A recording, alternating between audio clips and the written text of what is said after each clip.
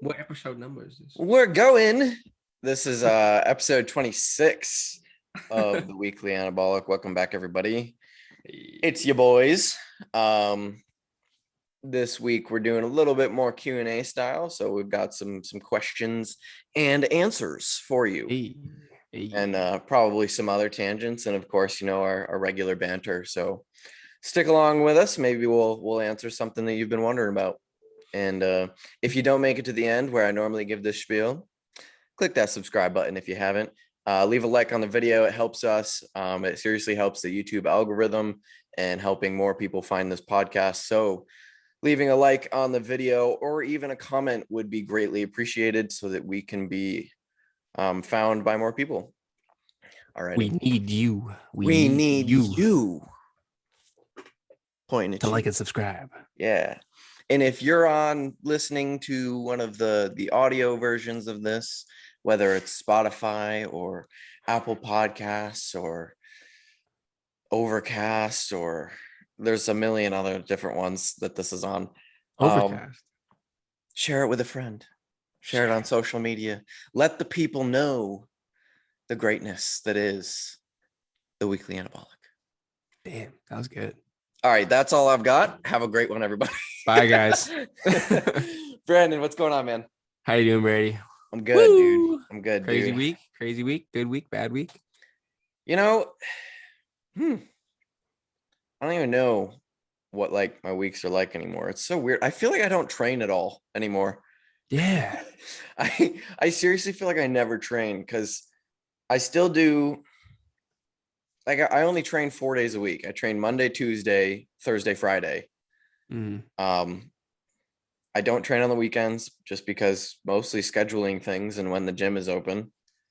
And so, yeah, I feel like I never train anymore, which is weird. Do you miss it? Yes, I do. I do kind of like the weekend comes and goes. I'm like, I just want to train. All I want to do is I want to train. I just want to train. So yeah, I don't know. The weeks have seemed kind of weird for me recently. Just because like I feel like I've structured my life around like training, and when I train less days than I have off, is it? No. Okay, I train 4 days and I rest 3. And I don't know. My life feels a little weird right now. I see. But getting shredded. Not actually, but we're leaning out. We're leaning out, so that's good. Things are in a good spot. Cardio is good. I've actually noticed my my cardiovascular levels are like really coming up. Good. My treadmill walk, which is what I do for cardio, what used to keep me in like the 140 beats per minute kind of range is really more like 120 now. Yeah, so that's been kind of cool. It's been nice. I feel good. But yeah, other than that, things are just rolling along, working, doing what I gotta do. Working and twerking. I do that mostly twerking. It's like 80% work. 80% twerk, 20% work. Yeah. And 10% something else. Yeah, I was also looking for that something else. Yeah. Eating? No. I don't know what my 110% is, but something else. Coffee drinking. Working, twerking, and drinking coffee. Smirking. Give him the wink. Brandon, how was your week, dude? It was good. I also feel like things have been kind of crazy. I don't know. I feel like I've just been like on autopilot. I've like taken a back seat and my body is just doing things. Like I'm just like training people. I'm training myself. I'm like shoving food into my mouth hole, and I like go to sleep too late, wake up too early, and then I repeat it. Like it's like pretty much what I've been doing in the past. Like it feels like for maybe like 3 weeks is what I've been kind of doing. So yeah, it was nice to see Kelsey. I got to see Kelsey over the weekend, which was nice and refreshing. Probably should have ended with that instead of opening with that. The beginning of the week was nice. Beginning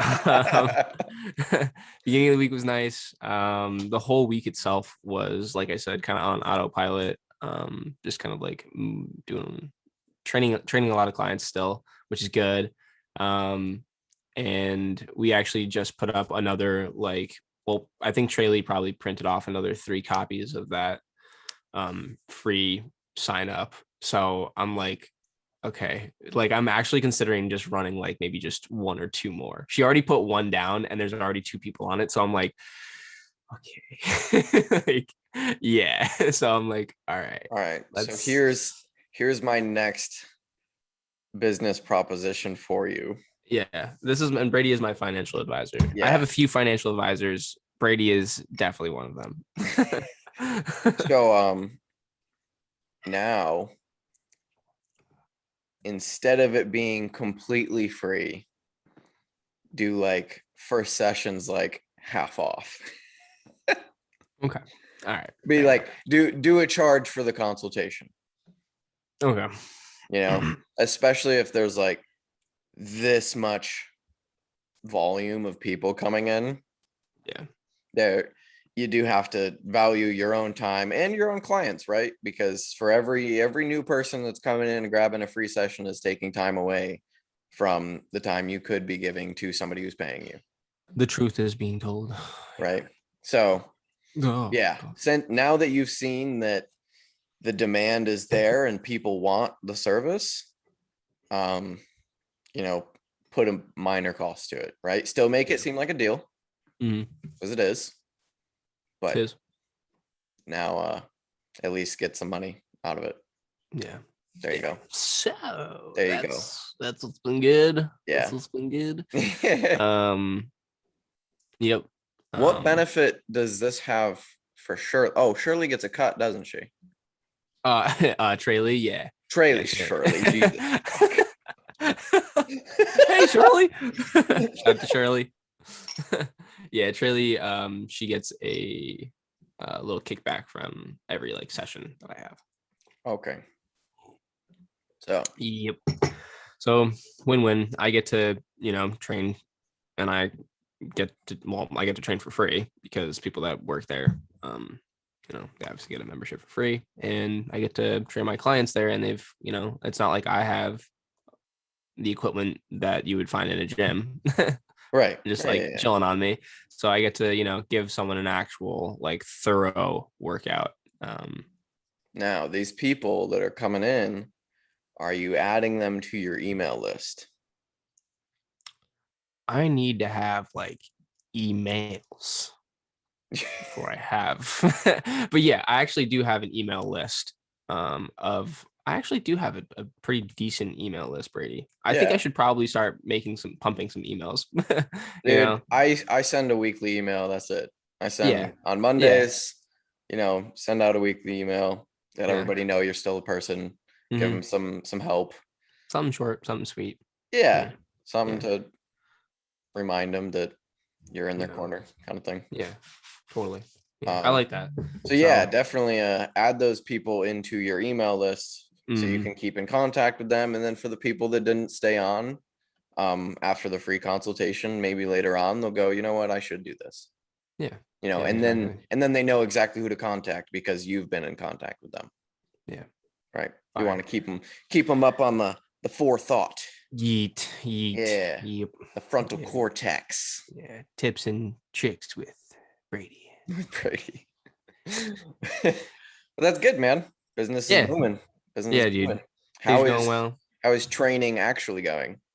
Training is actually going well. I said that my back was kind of breaking a little bit before. It's still kind of breaking just a little bit. Yeah. But I actually recovered from it a little bit sooner I recovered from it much quicker than I normally recover from it.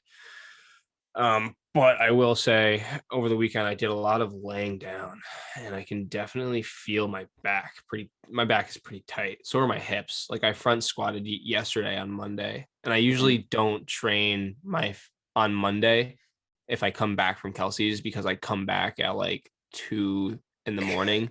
and then I have to wake up at like 7:30ish to for like my clients. So Like I don't get that much sleep. And because I wake up so early and then I don't come back till like 12, I usually have like one meal in me come 12. So I don't want to train with one meal and shit sleep.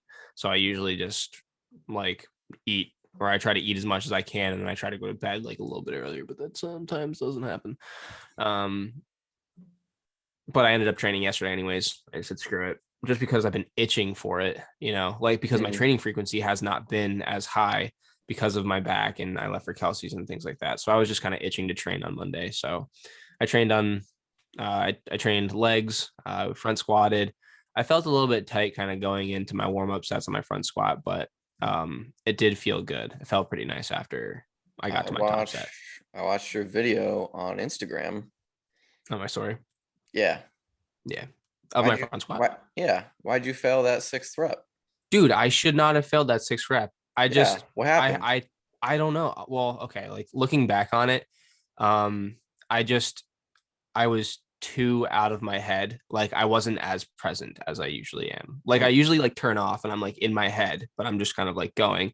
I just kind of like I had no headphones that workout, so it was really hard for me to like kind of like focus.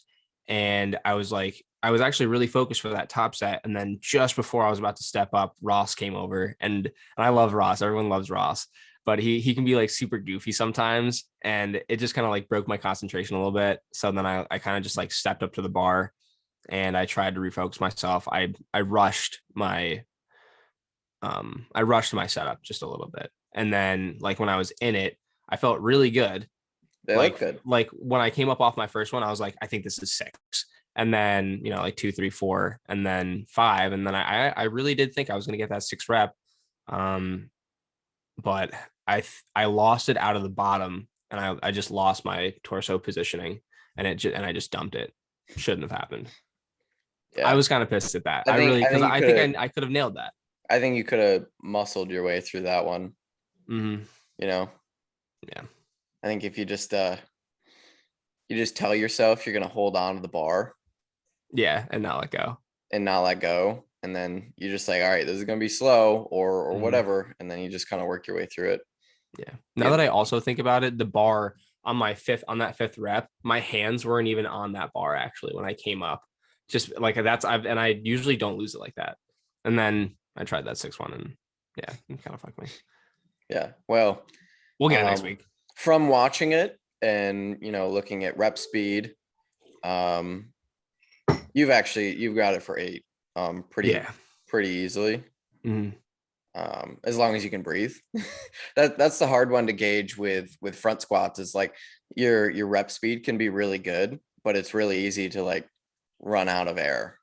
That was also the other thing that like now that you even mention it, like that I feel retarded not bringing that up. But like because you said that, I had such a hard time breathing off of that 4th and 5th rep.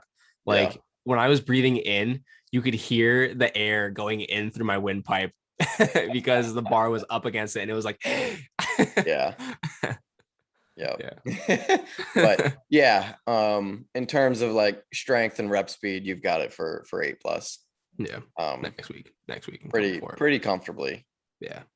And because I was like 150, this is going to sound also really stupid, but I was just like, I'm 150 now. I can do it now. Like I was really approaching like all of my lifts with just like much more confidence, just because I was 150, which was like a weird like mental thing to like. And I thought it was funny. It was like a funny like mental thing. Like on my adductors, I was like, we're going up a plate. Like on like everything else, I was like, we're going up a little bit. Yeah, man, I get it. I mean, I used my weight as like the driving force behind my overhead press for a super long time. Yeah. Because I was just like, okay, I now weigh 180 pounds. I have to be at least overhead pressing 180 pounds. Like I just kind of made it a thing in my head. I was like, I have to overhead press at least my body weight. Yeah. Because I did it like once during my diet. And from then I was like, I can never overhead press less than my body weight again. And so I just and like Brady became 200 pounds. And I still did. I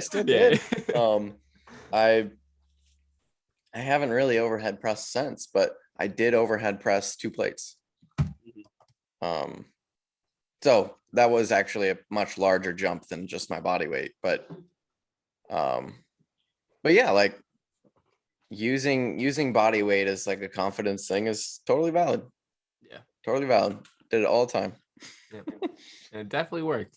Yeah, exactly. It's a mental game. Yeah, whatever you need to get you up the next step, then so be it. Even a placebo is still in effect, or the placebo effect is still in effect. if the placebo effect is still in effect. Yeah, it is. And if it works, then who's to knock it, right? You know, if I handed you a pill that told you could front squat 20 more pounds today because you took that pill and you believed it, you probably would be able to. Did I tell you about the time I placeboed my friend in track? Or it was cross country. No. So it was cross country. This is at Delhi. Shout out to Chris Von Beveren. So CJ was like not the fastest runner in the world, and he like he kind of like struggled a little bit with like his confidence, and he really wanted to like beat this one girl, and like during our like Bronco home meet, and I gave him an Advil, and I told him that if he takes this pill, it will make him run like a minute and a half faster. I just told him that he'd just be much, much faster. And he took the pill, dude. It was just an Advil. Yeah. And he took the pill, ran the race, and ran like the best race of his life. And he was like, I don't know what you gave me. That was amazing. And I was like, CJ, that was Advil. He was like, what? Maybe. And he did beat that girl, by the way. Smashed it. Yeah. Placebo is an amazing thing. You know? Yeah, it really is. It's really, really interesting. I kind of wish I like randomly believed stuff more. So that somebody could hand me a pill that's just like a sugar pill and I'd believe it, right? Yeah. Like I wish I could placebo affect myself. Yeah. Yeah. I also feel like I'm like too smart for stuff now. Like like if anything, I'm like the reverse with like almost everything I take. I'm like, this doesn't fucking work. Right, exactly. Yeah, I'll take it and be like, this isn't gonna fucking help me. And so you just sandbag the set anyway. Yeah, it's like if you can sandbag a set before you even start your set, you can at least attempt to not sandbag it and have an amazing amount of confidence approaching it and probably have a better set than anything. You know what I mean? Like you're just way better off just thinking positive things than negative things. Or if you can convince yourself to have a little edge, then yeah, like just convince yourself, you know? Yeah. Like Mike Tyson was like one of those guys that was like, no one can beat me. You know what I mean? It's like, if you just have that like type of mentality, it's like, that's like kind of the person you become. You become that unbeatable person. Yeah. Like imagine if Mike Tyson was like, everybody beats me. Like he probably wouldn't be very crazy. I ain't shit. Yeah. Yeah.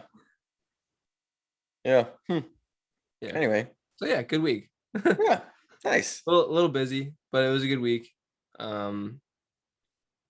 Yeah, we saw 150. We saw 150. Yeah. Brandon getting sick. How are you feeling about being that weight? Good. Yeah, really good. You feel like you're growing versus just like putting on weight? I feel like my strength is there. Like I just feel, and I do feel, yeah, like I guess I never really thought about it like that. Like inside of my shirts, I feel much bigger. Nice. That feels good. Yeah. They sit much better. Nice. Or they sit much better now. Nice. Cool, man. That's good. Yeah. I remember being like 130 and just feeling frail. Like, yeah. You know, like I used to wake up and like I would like look down and my stomach would be like my rib cage, and then it'd be like my stomach. In your inverted stomach. You're and just now you're in a constant vacuum. Yeah. Yeah, literally. And now it's just like I'm like, oh, I'm a little bloated right now. Is that a food baby? Is that a food baby? Hello, baby. Hello. How you doing? Yeah. I'm still like definitely in no means unshredded though. I'm still like I still am carrying pretty low body fat. Yeah. And you That's probably good. will for a while. I could see me carrying this body fat into like 160. Yeah. Likely. Yeah. Likely. But that's the next jump, dude. 160s, dude. Yeah. I mean, that's what I'm going for right now. I didn't even want 150s. I think that was also my other like I think my fault was being too objective about the numbers that I was chasing and What not way? like I would chase too low of a number and then just chasing that number. Like I don't think you should really chase a number as much as you should just follow out with the structure that you have in place to get you to that number. If you focus on the number and not the things that will get you to the number, it's a little bit you just lose sight and you lose direction, and it's a lot harder when you're doing the things that you need to do to like focus on the next thing that you need to do. If you just focus on the plan that you have in place to lose the weight or put the weight on, then all you have to do is just focus on your plan. You're not like wrapped up in just a number that goes up or down, and then you don't have to deal with the emotional swings of maybe I have to eat less or more the next day. And if all you have to do is just focus on the next meal, the next meal, the next meal, the next meal, the next meal, and that's it, then all you have to do is focus on the next meal. So that's really just what I've been doing instead of like getting super manic about the scale. Yeah. I feel that. I've definitely been subject to that. It's what happened. It's what happened to me between 190 and 200. Between 190 and 200. Yeah. Yeah. Yep. I got super focused on like getting to 200. That I kind of lost like the process of getting there. Yeah. And in losing that process, it really just ended up making mistakes and having to readjust once we got there because I got there the wrong way. Yeah. You know? And like what I was seeing in the moment of my weight's not going up, I got to get to 200, was really what was going to safeguard me as I passed 200 to keep moving. But instead, I didn't take that little extra time of, the increases that were needed to get through 190, and just like tried to barrel through it, that I then had to kind of readjust course after 200 and do what I'm doing now. Yeah. Okay. Yeah. So you're saying that it would have been better had you just stayed the course instead of Had just jumping the yeah. gun. Had I stayed a little bit tighter, didn't tell myself that 2 McChickens, a triple cheeseburger, and a medium fry after like, a lift was okay 3 nights a week. Yeah, I probably would have been, I think I'd be in a pretty different position right now. Because it's so crazy. My perception of like what I look like was so different back then. How so? Like I look back at the photos now, I was like, whoa, I was actually still like held really good shape. Yeah. Like I still had full structured abs. I could see some really minor feathering through my lower back. So like I was still pretty lean. Yeah. And then between 190 and 200, I just like lost it all. But when I was 190, I would look at myself and think that I wasn't like really in shape at all. Because I was just still so comparative to how shredded I was at the end of my diet. Yeah. Right. Yeah. So now when I like look back at those photos, I was like, wow, I was in a really good spot and I kind of fucked it up. And so now we're backtracking a couple of steps and working back towards that direction a little bit, so that we can move forward again. But yeah, no, I've definitely been there where I chased a number instead of chasing a physique. And yeah, and it bite me in the ass, but live and learn, you know. I don't, it's not like this whole process has been all bad. No, I wouldn't say that. In this mistake, I've had to pick up on a lot of other things to get me back into the right spot that I was letting, you know, kind of lack. Yeah. Like I'm way better with supplementation now. I do cardio every day now. Like I'd never done cardio every day, even through my diet. And so now like my cardiovascular health is in a much better position than it was. And so like I've fixed a lot of things that were issues and would have become bigger issues if I hadn't taken care of them. Yeah. So it wasn't all bad, you know. It was a sidestep to kind of fix some other processes so that when it comes time to push again, I'll be in the right spot. And yeah, you know, doing this naturally, it's a slow game. Yeah, You know? it definitely is. And what kind of a position are you looking for? There's a couple different markers. We want to see a little bit better body comp than we're in right now. Want to really make sure my cardio and appetite is like fully up to speed and running. Okay. You know, we want to be hungry, we want to have good energy, we want to be sleeping well. Yeah. Those are some major markers right there that we're kind of looking for. And then what we're trying to do is see how we can boost up performance while maintaining kind of where we're at. So we're trying to push performance up and kind of like work into this new block that we're doing, especially because it's a little bit more bodybuilderish. Yeah. And so we're going to lean into that and see what kind of tissue we can put on, or I guess what kind of size we can bring out without necessarily having to really push like body weight again. So just because we're really on like an edge right now, where if we decided to push right now, I'd just fall right back in the same boat. Yeah. You know? Yeah. You'd probably spill over a little bit. Yeah.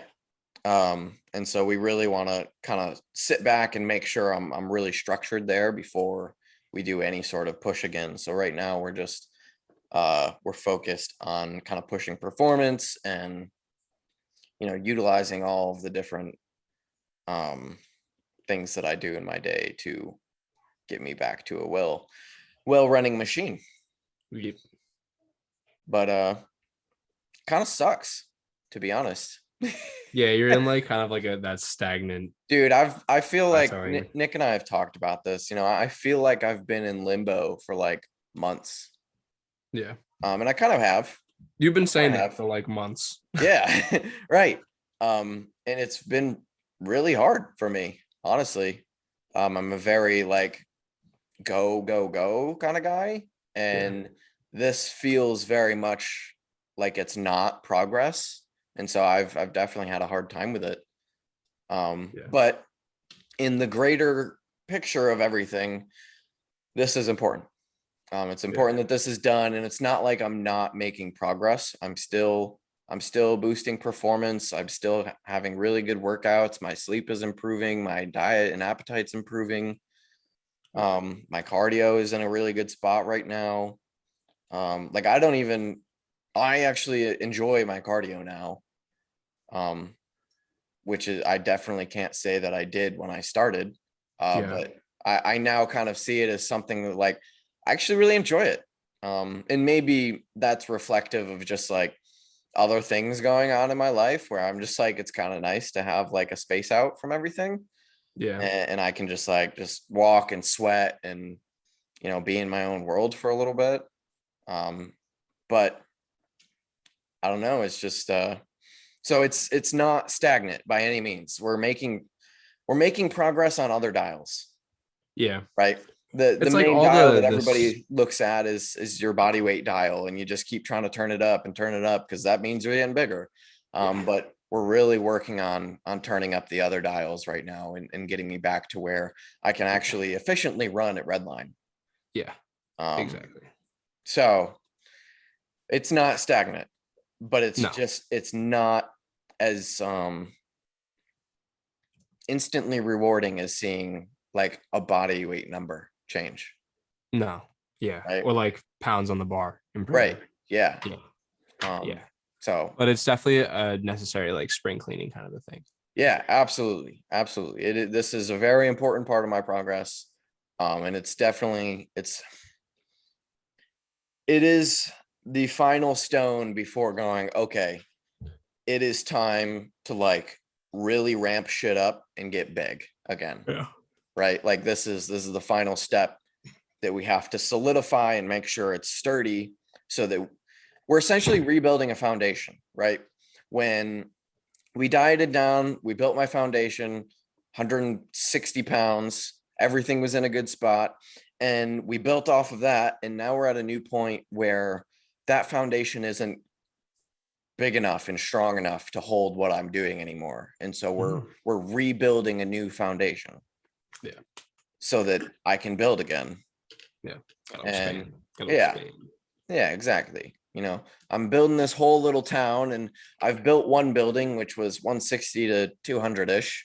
And, that foundation was great for getting me from there to there. But now we got to stop building that building, and it's time to build a new building. Yeah. It's funny that I think of it as you have one building and now you're just adding additions to the building. You got to like clear out more area for more foundation. Well, the reason why, or just like a second story of a house. I talk about it as multiple buildings because a house or any building only has one foundation.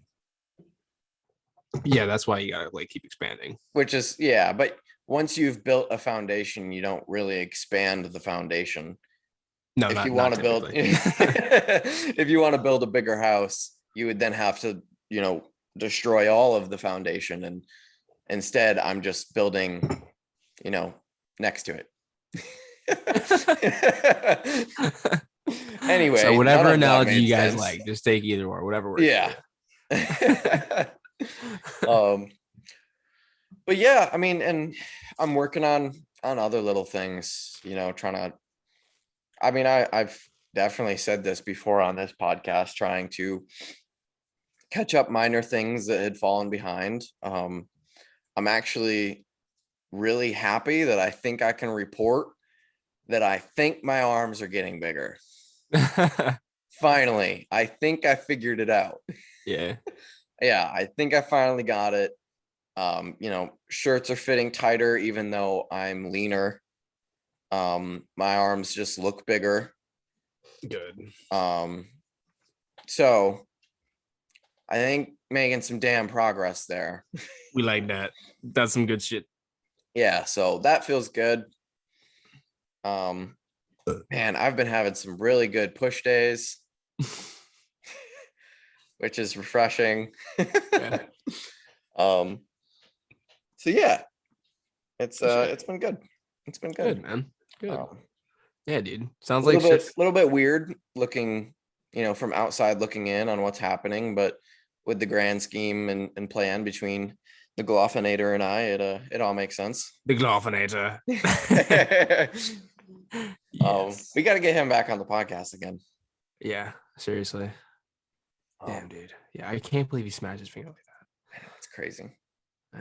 Do you know what happened with that thing? Did the arm break? Is that why? No, I think he just decided he wasn't going to hold it anymore, and he let the weight slam. And so the two arms, when they came together, smashed together and busted his thumb.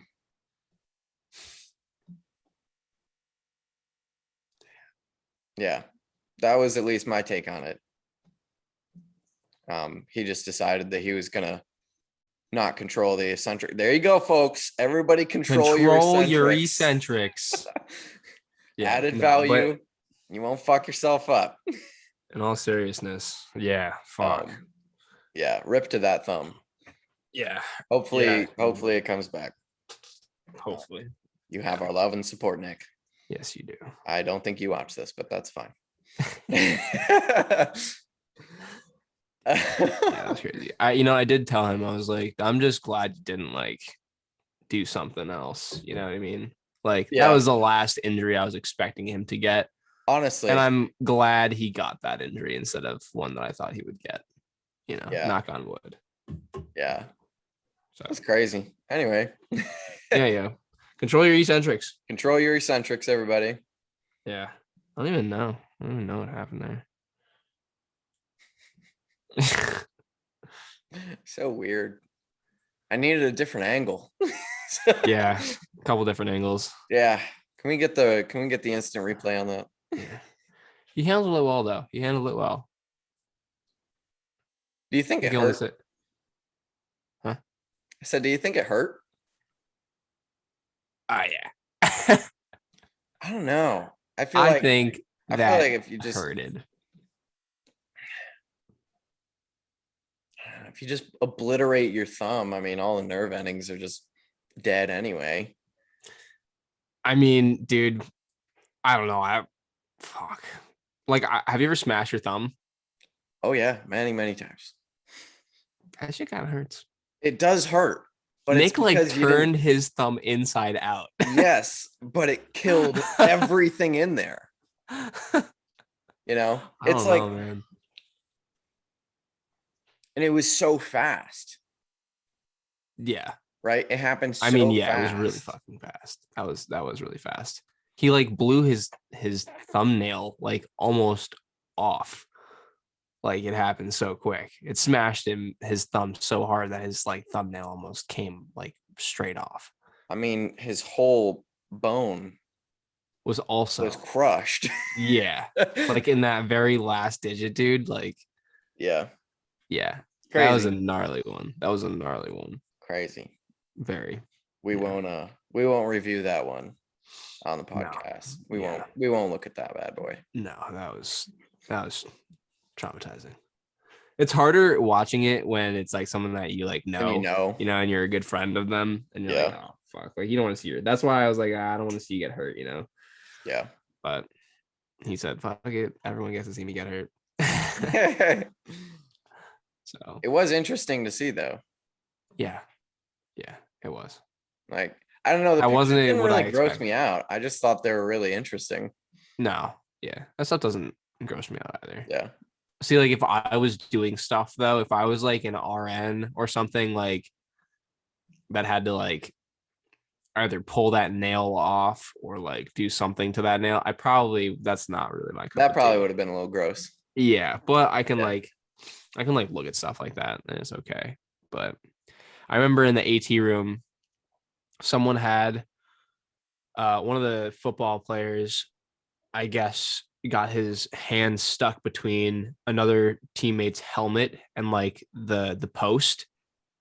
Like the guy like tackled this other dude and the guy's helmet ended up like the guy's hand ended up between the guy's helmet and the post and like totally crushed it. Oh. And so the guy's thumb like blew up like a balloon and there was so much pressure underneath his thumb. Yeah, and they had to pop his thumb. And the way that they went about it in the AT room was they took this hot, like circular, like coil, right? It's just like a super hot coil. And they just like right through your fingernail, from the top of your fingernail into your nail bed. And then all the blood comes out. I was like, damn, like that would get to me. That's the stuff that I can't do too well. I have heard that is actually kind of what you do. That is. If a digit just like fills up with blood, you go through the nail. Yeah, like fuck that, dude. Knock on wood. My God. That's crazy. I mean, God. I don't even remember what nail it was. You fucked up one of your nails? Oh yeah. I like cut my whole fucking finger. Wow, I've done a lot of stupid shit. I like drilled through my finger once. Did you? Yeah. I feel like it that's was this one. It was this finger. Drilled through it. Yeah, I was working on a car and I was doing some body work. And so I needed to drill a mounting hole through a bumper. And the drill went straight through my finger, straight through the side, the whole nail, everything. Oh, it was Did you have crazy. to like unscrew it out or? Well, I mean, I just yanked it. Oh, the drill was still running. Like I didn't even know I hit it. So they're super sharp, right? These drill bits are super sharp. Yeah. And so it just went straight through. Yep. Damn. And I like took the drill off and then my hand was wet. I was like, what the hell? And I looked at my hand, I'm like, oh shit. The best part about all of that is I was actually in someone else's shop and he wasn't even there. Oh, like shit. I had just gotten this bumper painted. And so I was mounting it on the car and gonna drive home. I was like 45 minutes from home. Dude. And I just drilled straight through my finger in this dude's paint shop. And you're just like, fuck. I'm like, oh shit. And so then I was like, oh man, I gotta drive home. My finger's like bleeding everywhere. And I still gotta mount this bumper somehow so I can get home. Yeah. And I ended up just grabbing some paper towels and then some fucking tape. Taped it all up, finished mounting the bumper, and then just drove home. Duct tape? I think it was actually masking tape. It was painter's tape. Okay. All right. Yeah, man, it was. Dude, so janky. I've really fucked up my hands a lot. Yeah. People that work with their hands fuck their hands up a lot, dude. Yeah. I mean, that's expected, I guess, but it's, That's why I stopped working on cars. When I was a kid, I was ice skating with a friend. I still have this scar. I was super young, and I was skating backwards and just like chatting with him, and there was like a chunk missing in the ice, and so my skate like caught the ice, and I fell, and he ran over my hand. Oh, yeah, that was crazy too. Dude, you're like lucky you still have your fingers. I know. Imagine he's just like skating over hot dogs. They just like yeah. He tried to pick his skate up so he didn't like skate over my hand. He like grazed the top of these fingers and then came down over my pinky. Oh, I don't know if you might be able to see. It's not gonna. There's a scar that goes right across my pinky. Dude, you can't see anything. Any more pressure and Brady would not have a pinky. I feel like I can see it. I don't know if that's it or if that's like the crease of your normal pinky or if that like darker line is actually it, but it looks like you have like a Franken pinky. No, I think that was probably just shadows. Yeah, it could have been. There definitely is scar tissue in there though. Mm-hmm. But yeah, my hands are kind of messed up. Dude. But you know what? They can still move a barbell. Yes, they can. Yeah, that's what I'm saying about Nick, dude. Like, at least he can, like, kind of, I don't know what he can do with that hand, but yeah, I don't know if he's like, I guess it's still really recent. I feel like he hasn't trained in like fucking weeks. Yeah. But like, I think he can still train. He can probably do like. He can do legs, I'm sure. Well, I'm sure it's really hard racking like a bajillion 45-pound plates with one hand. Yeah, that's true. That's probably kind of annoying. He can probably just do machine flies like all day. I'm sure he doesn't want to look at a fly machine for like another 3 weeks. That's probably true. I didn't think about Brady that. Goes, well, you can still fly. My arch nemesis. You know what's really funny is, he was asked on his story probably just a few days before the accident, like, why do you prefer rowing for rear delts versus flying for rear delts? And he was like, well, you can get a better loading on it. And you know, it's a little bit less strenuous on, you know, your joints. And so he was basically just like, I just prefer rowing. It works better. It's easy. It's better to load. Progressive overload is easier on it. And then he decided to do a fly. Got him. Yep. Anyway, real quick, what was your best thing from this past week? I think my best thing was that RDL going up kind of nice, and my front squat also just feeling nice. I don't Like it's remember been seeing your RDL. What did you do? I did 295 for I think 7, maybe 6. Was that 6 this or week? 7. That was last week on like Thursday. Or no. It must have been on like, I think it was probably on like Tuesday. Oh, maybe. Yeah. huh. So it was last week. And then, Yeah. Also another reason why I trained this week again, this is because my training frequency was so low. I think I trained on Tuesday and Thursday and then didn't train on Tuesday and Wednesday, didn't train Thursday, Friday, Saturday, or Sunday. Holy shit. So I definitely trained today or yesterday. And today even I'm rowing today, but I can actually feel, I can just, sometimes you just got to get over that tightness and just do it. Like, you know, fuck it. So force the adaptation. I'm gonna fucking grow whether I like it or not. You gotta train if you want to grow, dude. Yeah, I know, exactly. So front squat also meshed pretty well.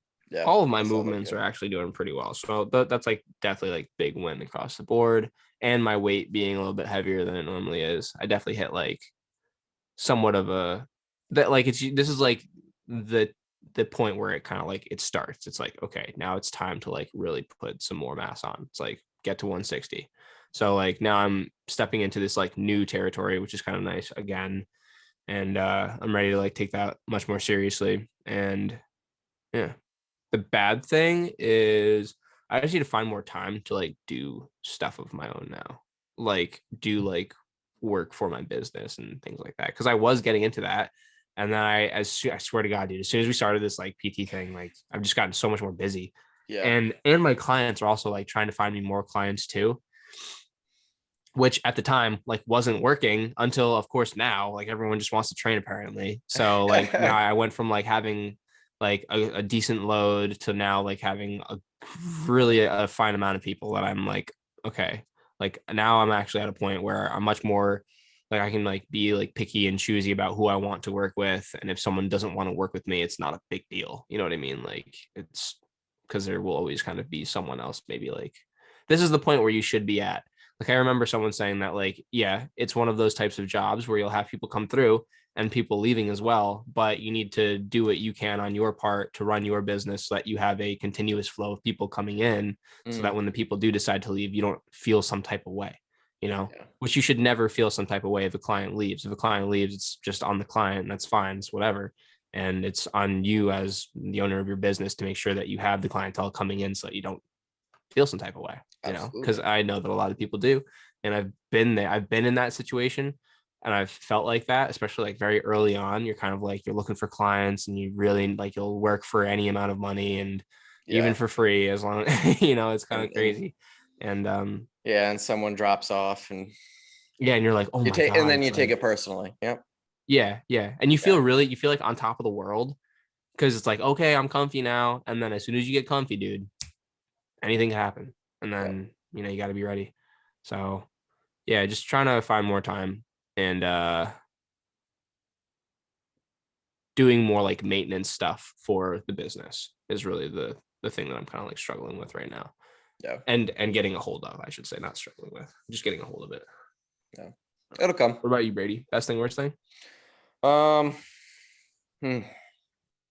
You still got to go at 2? No. Just around 2 is when I start doing all my stuff to kind of start getting around, you know. Okay. But I'm not actually going to eat another meal before I train. I think I'm only going to train on one meal today, just because my stomach is feeling a little goofballs. Yeah, you were saying that. Yeah.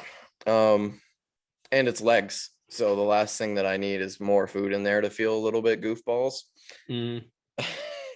So I would much rather just train legs hungry. Bird. Anyway, best thing.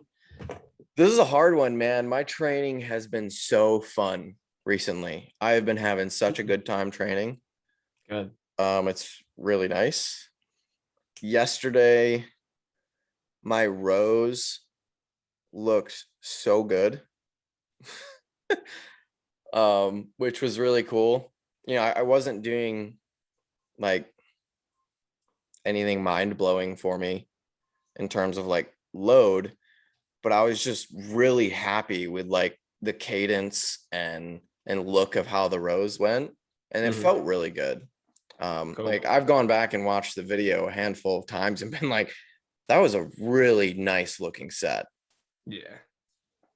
Like I just want to post it everywhere. Be like, this is how you do rows. Yeah. Cool. So yeah, and so that was really cool. And fun. And then my push days have been going really well. I'm kind of having a lot of fun with like the hammer strength machines, even though I don't like necessarily love like the profile on them. I like them. I kind of found a way to like make them. They're just so heavy at the top. They're heavy at the top, and a lot of times,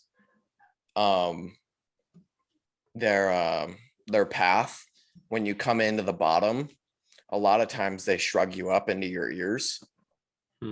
At least I find that. But I've played around like with my hammer is the opposite as yours then.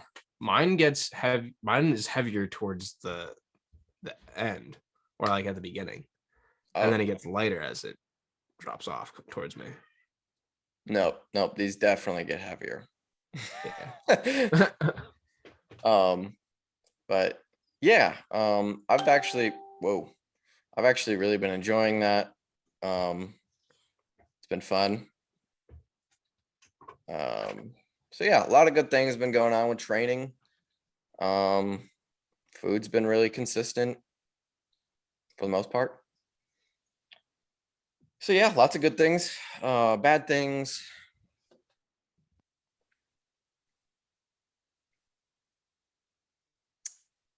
I don't know, man. I was gonna say, I'd like to ramp up business a little bit more. But I picked up another client this week. He's crushing it, by the way. He's been on for just over a week. This will be his second week, starting yesterday. But yeah, I mean, he crushed the first week. Nice. He's looking to lose weight. Like week 1, he got right on it, like followed everything to a T, and we dropped 3 pounds right off the start with week 1. Nice. He's got a higher body fat, so that was pretty expected to see that drop off pretty quick, and continuing on through this week. We'll probably drop 10-15 pounds pretty quickly, and then we'll expect it to slow down a little bit. But yeah, I mean, he's crushing it. Nolan, he got the vid. So damn. Yeah, so he's been in quarantine. He's almost done. I think he's done in quarantine tomorrow. But yeah, I've just been sending him home workouts. It's been so fun. I've just been like completely having a blast, like making his home workouts, because we're taking a time to do a slight adjustment with him as well. We pushed him up pretty hard, and now we're getting him back into a spot to do another big push. We consolidated, getting ready to do another big push. But we really wanted to make sure his metabolic rate and cardio was up to speed first. And so this week we've really taken the time to like drop food a little bit to fix digestion, since he's not really like training in a gym anyway. So we dropped food and we brought his hunger back up. And then the training that he's been doing has been like super metabolic work.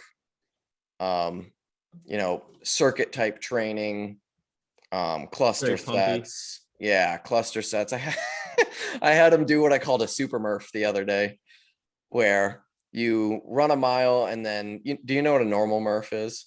No, I don't think so. Oh, I don't think okay. I've ever heard of a Murph. Oh, okay. So the Murph is awesome.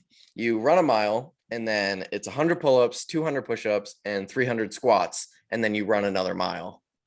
Oh my God. And so generally with a group of friends on, like, I think it's Memorial Day, we run a Murph. Okay. Just for fun. Yeah.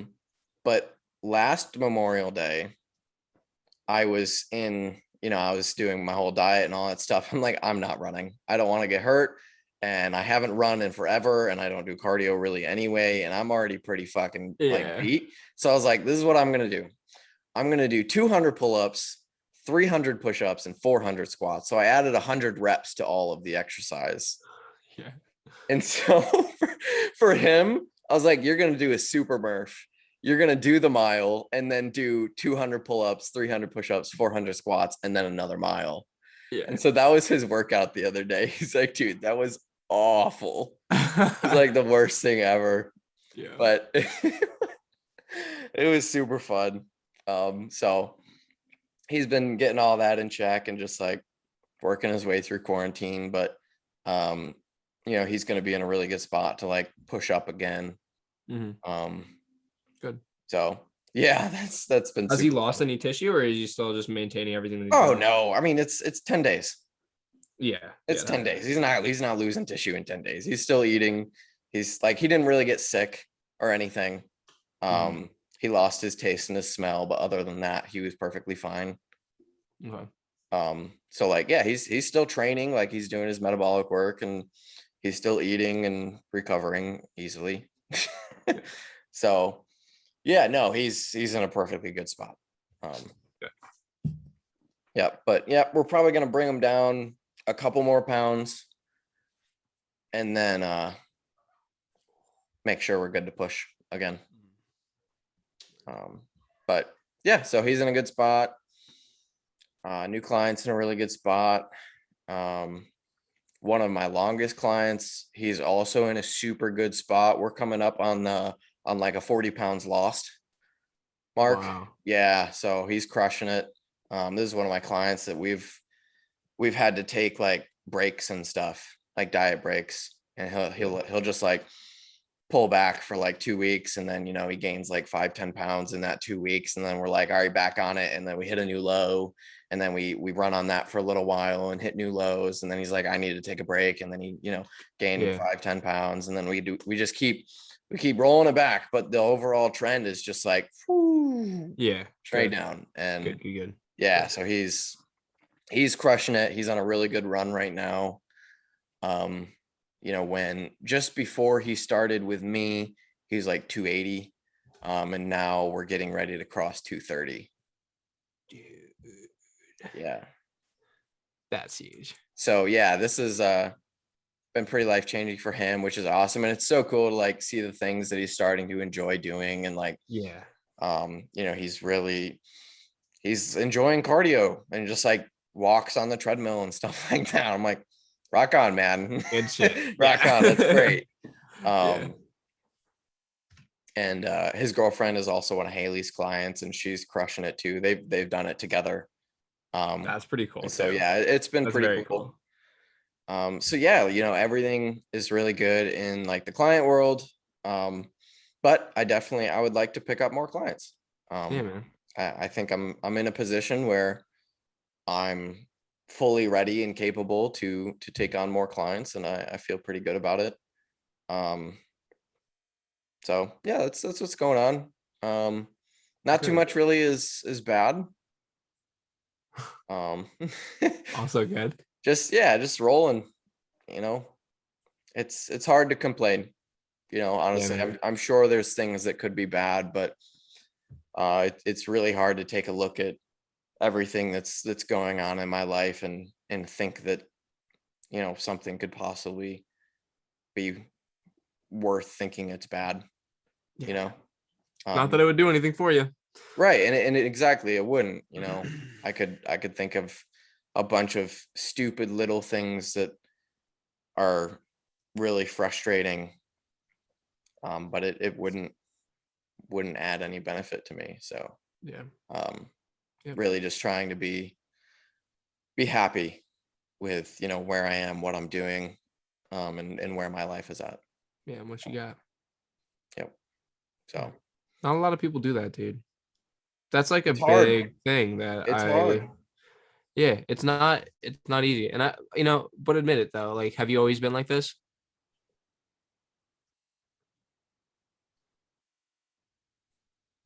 I think I've always tried to I have see too. like a brighter side to things. I wasn't Yeah. always very good at it.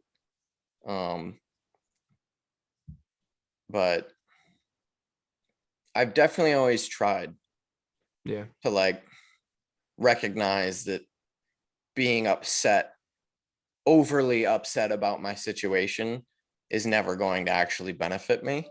I really try and put myself in the perspective of, if I don't like what I'm doing, what's the action that's going to fix that for me versus I'm just upset, you know? Yeah. Like, a lot of people get upset and then complain about that thing that made them upset And stay upset. Yeah. and stay upset. Yeah. Yep. Instead of doing what you just said and saying, okay, that's enough. How the fuck do I pick myself up and get And myself move out of this forward. situation? Yeah. And I think another thing that a lot of people really struggle with, in terms of doing that, is a lot of times that action to fix whatever you're upset about takes some time. You know, like if you're upset about your job situation, it can take some time to get into a new job situation that you're going to be happy about. Mm-hmm. But you have to understand and be happy about the fact that you're making the effort to move to something greater, right?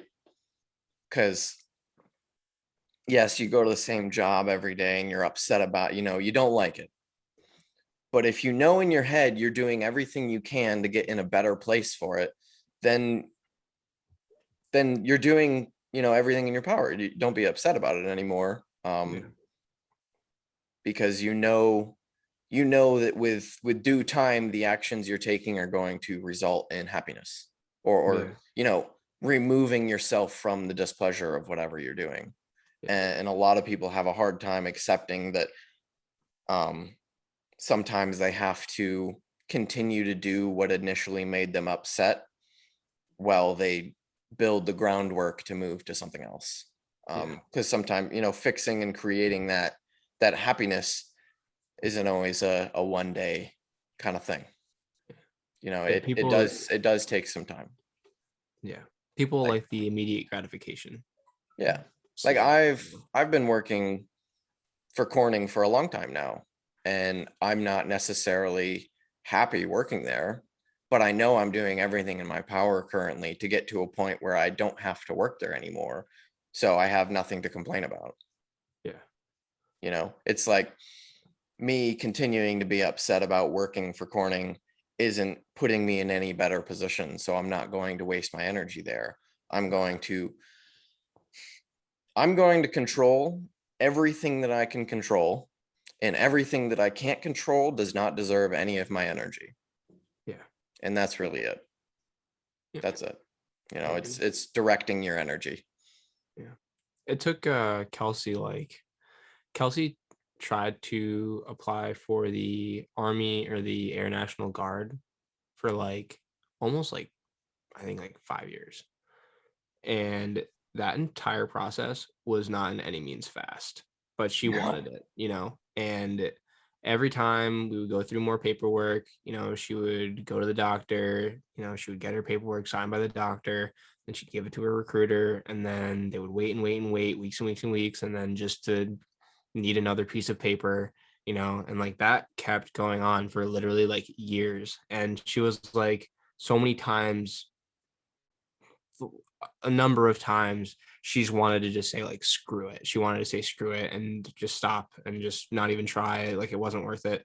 But she didn't stop and she just kept going. And it can be really shitty trying to get somewhere that you want to get, but as long as you don't stop, you will get there. It's just a matter of when, not if. But if you choose to stop, then inevitably you're not going to get what you want. Yeah, then the when is never. Exactly. Right? Yeah. You've given yourself an answer. With the other one, if you try and you keep going, it's really just a matter of time, a matter of when, you know? Yeah. Yeah, you do have to have a little bit of faith that your actions will eventually result in your desired result, I guess. Mhm. You have to trust that what you're doing will land you there eventually. And the other thing is not getting too attached to that goal as well, because she got denied actually from the Air National Guard. And that was a big hit. Like, imagine going like years and years and years and then them saying no. Like, that sucks. Yeah. But she didn't stop there. You can try under a different branch, so that's exactly what she did. She tried under the Army National Guard and she got in, and it's like, it wasn't exactly what she wanted, but she still got into something that was relatively up there. Yeah, So that it's she kind of thinks she's like, going to enjoy, right? yeah, exactly. And that, she can, that was her next step. yeah, exactly. It's all very necessary. It's all very necessary. Yeah. And the beauty of life that I don't think a lot of people understand is that if you really don't like doing something, you can just stop. Yeah. Right? You have to accept whatever, repercussions come with that. But you are fully capable of saying, I'm not going to do this anymore, and stop doing it. Mhm. Right? Like, I could stop working at Corning right now. Yeah. I could decide this was going to be my last day, log off, and never log back on again. Yeah. They can't send me to jail. I mean,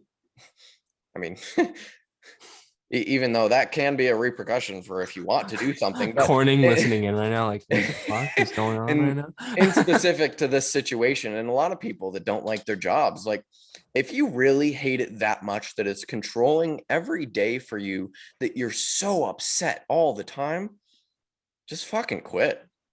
Just leave. You know what? There is so much money to be made everywhere. Just leave.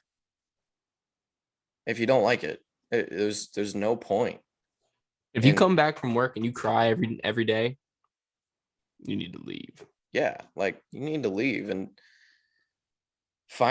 you'll find a way. We are so good at survival that if you need to make money, you'll find a way. There's always ways we can make random cash. Yeah. We're really it's good at actually finding kind of odd disgusting. jobs. Yeah. It's so disgusting the ways you could make money, especially nowadays. I see people drop shipping. I see people renting out cars. I've actually see people some time for a financial chat between you and I. I've thought about drop shipping before. Anyway. I fucking figured I'm surprised you haven't said anything. I know. Honestly, Brady, we'll talk about it sometime. Be an animal. We'll talk about it sometime. Yeah, let's, dude. But yeah, it's just like, it was so funny. I remember when, Haley and I were planning to move, and there was a whole bunch of moving costs and all that stuff. I was like, man, it would be really nice to have like some extra cash. I think in a matter of like a week and a half, I came up with an extra like $4,000. Like, yeah. I went and found money that I just like kind of been chilling, hanging out somewhere. I'd done some other odd jobs for some people, and like, it's just, there's ways to make money, and you just got to work for it if you want it. If you're that unhappy, go find something else to do. It's not hard to make money, you guys. Mm-hmm. It's not. And this is a bodybuilding thing, but that being said, if you want to be a bodybuilder, there's ways to make money being a bodybuilder too. There we go. There's your connection. Yeah. That's the best I got.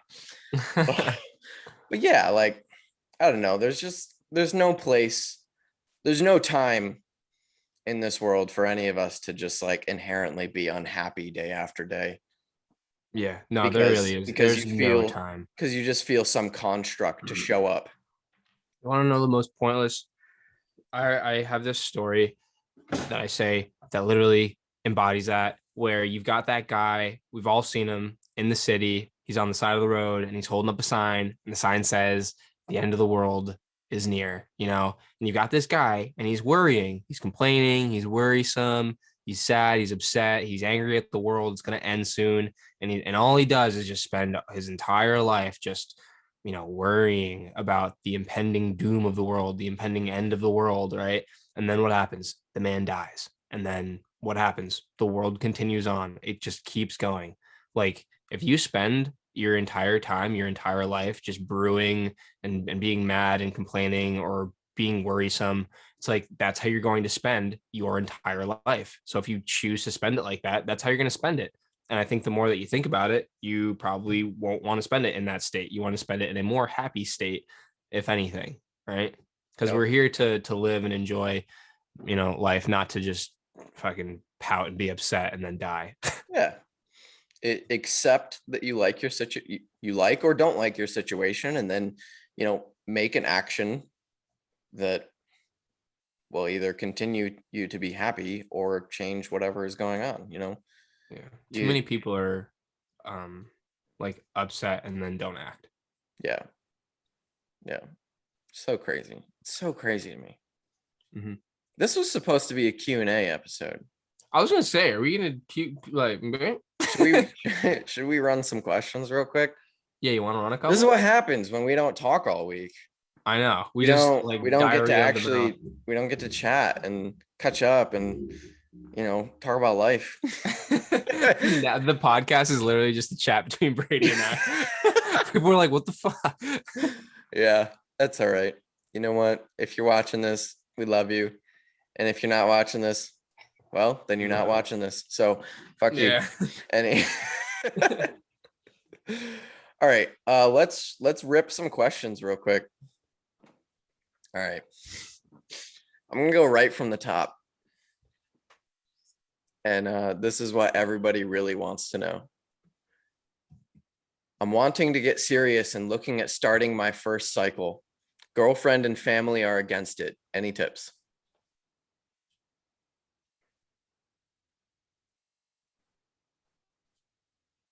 Great tips. It's gonna be kind of hard to, like, a part of me wants to like Gary V them and be like, screw it, do what you want, like, but at the same time, it's a super misunderstood thing. I think what's the bottom line, like, I think, like, I guess the concern of your family and friends wouldn't really take priority as much as the priority of your own health and readiness for that cycle. So if you're someone who is not ready for it, just flat out, no, don't do it, and your family members are probably right in their reasoning for telling you no, because if you're inexperienced, you're probably going to fuck up, especially if you're doing it by yourself. And if you're not ready, you're not ready. But if you're like totally willing and able and ready, and you cross your T's, you dot your I's, and you have a good coach that can carry you through it, now it's really just up to like the moral side of things. And, if you can somehow, I guess, translate or make things a little bit more transparent with your cycle and them, maybe you can kind of change their viewpoints on things, to kind of like open them up. Because if you say like, hey, I'm going to go on a cycle, mom, they're going to be like, mom, I'm taking steroids. Yeah. Your mom's going to be like, no, like, Billy, you're going to like or Gina, you're going to mess yourself up, because like everyone is afraid of everyone. Yeah. I can almost guarantee you, like, if you don't know anything about them, you're probably afraid of them. Right. You're probably in the same area where you think like, oh, you're going to get like a heart condition and like die. You're still like stuck in that area. You don't even know like the other side effects that come with it, like mood swings and the gyno and the baldness and the acne and like all that other stuff, right? The hormonal stuff. It's like, they don't even really know that they're just probably very uneducated. It's going to be really hard to kind of tell them, hey, it's okay, it's safe, we can do this safely. But like I said, I think bottom line, his health or her health takes priority. So if they're ready or not ready, I would say, like, if you don't have the green to go, you can't go. If you have the green to go, you can do it, but now you have to deal with the family and friends and trying to convince them that like you can do it healthily. So what I'll say on this, especially because I feel like I see this question a lot. If steroids is your marker for getting serious in bodybuilding, you're probably on the wrong boat. you should already be very serious about what you're doing if you're looking to start a cycle. So you shouldn't be wanting to get serious and think that steroids is the next step for that.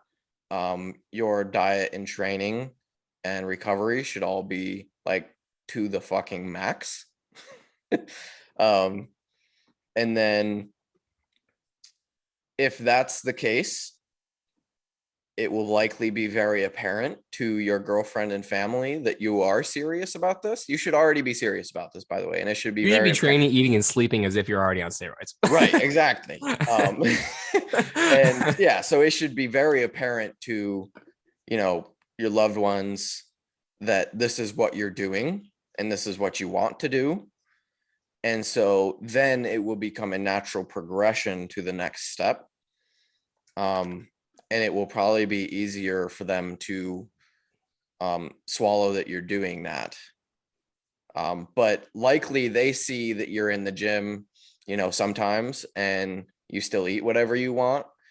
And so they're probably on the side that you aren't actually serious about this.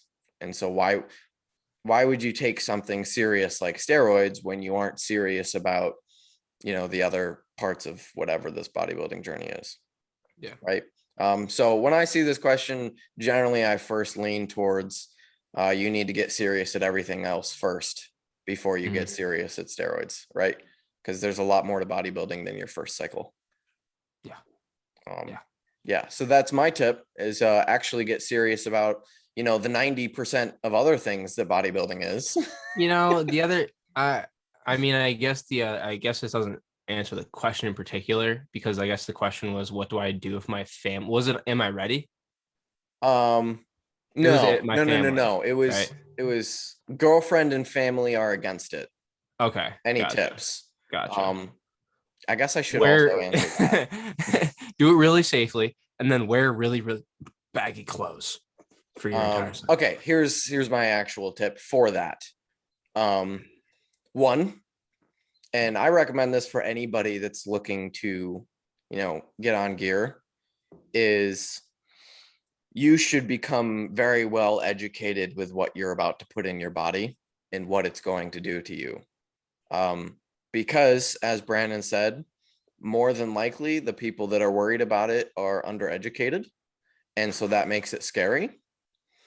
And so becoming highly educated about the scenario allows you to ease questions and worries a little bit better, so that you can actually talk about kind of what is going to happen. So that's kind of my biggest tip for that is become educated in what you're about to do. Hi, Haley. Hello. Welcome back. We're just finally getting to questions. Just answered our first one here. We just answered our first one. Yeah. Oh, I'll ask you. I'm wanting to get serious and looking at starting my first cycle. Girlfriend and family are against it. Any tips? You're asking me? I'm asking you.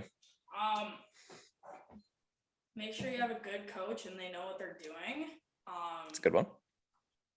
For one, it can be done safely as long as, you're getting blood work and everything done properly and keeping all your numbers in check. People are going to be nervous about it no matter what, but as long as you do it as safely and as smartly as possible, you're going to be fine. People have been doing steroids for a very long time and in not smart ways. That's fair. So the fact that science is starting to do a little more research and people are starting to get more educated about it, odds are you're going to be able to find a coach that can steer you in the right direction so you can do it properly without completely, fucking your body up. Yeah. Haley has a really good point there. We've been doing this for a very long time, a few decades now, and we've had a lot of trial and a lot of error to get to this point. And coaches have gotten really good at bringing their clients through cycles and managing the health work, checking their biomarkers, making sure that everything is okay, and carrying them through these preps or these cycles much more safely, with most likely also probably lower doses as well. I know that use the smallest effective dose as you can to start. Yeah. And, like that pretty much goes for like anything you do. Yeah. You don't have to take the max dosage steroids in order to like see results, especially if it's your first time doing it. Like you're gonna have like great results from a very minimal amount anyways. So low and slow, make sure your coach is well educated, and if they're not, get a new coach. Yep. Nice. You're looking shredded. Thanks. I just did 40 minutes of cardio after legs. I want to die. I see your abs. Whoa, cat's going crazy. All right. I think we put the nail in the coffin on that one. Yep. All right. You got the girlfriend perspective. Yeah. Yeah, we got the girlfriend perspective. You're just going to be in on all of these Q&As. All right. Sore after every back workout, but noticing insignificant gains. Should I change volume? Currently 4 exercises, 3 to 4 working sets. I'd probably just eat more. I'm so glad you said that. More water. Yeah, so you're just not doing things properly to recover. One, I would love to know the timeline on your noticing of insignificant gains. That too. Because that's going to be big. 2, eat more. 3, he was doing this multiple times. He was doing this multiple times a week too. I'm going to guess this is described on a weekly basis. So 4 exercise, 3 to 4. Wait, is this 3 to 4 working sets per exercise? Yeah. Whoa. Yeah. That's a lot of volume, actually. Taper your volume in a little bit too. Yeah, maybe pull back volume a little bit, especially if you're new. This also changes a lot if you're natural or not. So like questions like these do generally need some more info. But I think my general concept and tip that I would give is you probably need to eat more, and check back from there. Have a coach, make sure you're being coached in the proper direction. But I probably, if something's not working, volume generally isn't the first thing I go to. Yeah, that wouldn't be the first thing I would change. Like, the only thing I would say is maybe instead of doing 4 sets, like take it back to 3 on each. Yeah, I like tapering, but if volume is excessive, I like tackling volume. I'm on this is like, this is 3 to 4 working sets for 4 exercises. So really over the course of the week, on the low side, it's 12 working sets, which isn't outrageous. It isn't outrageous, and likely this person isn't getting the most out of these working sets anyway. So you can pull back volume, but volume generally isn't the first marker I go to when someone isn't seeing the gains that they think they should be getting. Generally it's food related. Also, if you're sore, like really sore, check your recovery. Make sure you're sleeping right. So those are the things I would check first before immediately just changing your program. Yeah. And like soreness isn't necessarily indicative of like you really crushed it. Right. Because like you could just do like reps on reps on reps and just get really metabolically like sore. Tax. Yeah. Yeah. Also, that what I would change within, workouts is just your execution. Yeah. I don't know what this kid does. Right. Or like, right. Yeah. We're just going off of what we I have. should say, not kid. Sorry. Yeah. We're going off what we have in front of us. Yeah. All right.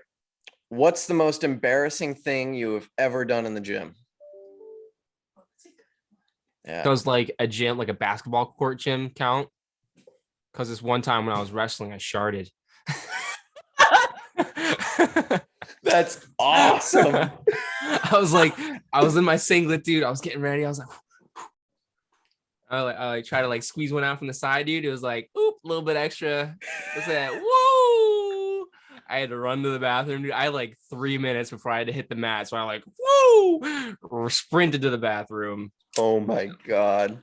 Clean myself up a little bit. You wrestled in a shitty singlet. I had some undies on, thankfully. So I had to take those undies off. And we was in the nude with that singlet, So yeah, when it does. But no, yeah. I probably could have thought of an actual embarrassing moment in the actual gym instead That of was saying amazing. No, I'm so glad you just said that. I'll think. Let me think, Brady. You're I don't next. know. That's tough. I feel like I haven't really done. I mean, I've done some stupid shit. I've hit my head on a lot of things. I've hit my head on a few bars, yeah. Like the other day at work, I was like cleaning something off, like after I used it. I turned around and just like bashed my head into a bar. And I just, yeah, that's happened to me too. Motherfucker. I'm like, it's there. Like, come on. I'm not really embarrassed easily. Yeah, me neither. Like, I thought it was really funny when I went to do my T-bar rows the other day. I thought that was funny. And I didn't hook in the landmine attachment. The whole back end flies up. That was awesome. Yeah. That was hilarious. I went back and watched the video and I just it's so funny. Like, that was funny to me. Yeah. It probably would have been embarrassing if like I gave a fuck, but I don't. Yeah. I don't know. So I don't have any ego for that stuff, honestly. I also don't get embarrassed very easily. Yeah.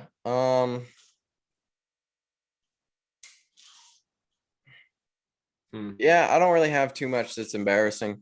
I don't really either. The only thing that like I can think of recently is I was listening to music while I was doing calf raises, and like a funny song came on, and like I totally had forgot the song existed, and it came on, and I let out like a super loud laugh, and like everybody just turned and looked at me, and I was just like, Dude, I have a great song for you to listen to. If you don't know it already. Yeah, I can almost expect you to know it, but you might not. It's called Earth by Lil Dicky. Maybe. I may have heard it. Maybe. It brings good vibes. All right. Yeah. It's funny. I'll give it a listen. It's good. But yeah, I don't really have too much that's embarrassing. I probably did some like really dumb shit when I first started that probably now, like, watching it, I would have been like, yikes, that's embarrassing. Yeah, if you want to talk about embarrassing, just thinking about myself when I was first in the gym, that's pretty embarrassing. Yeah.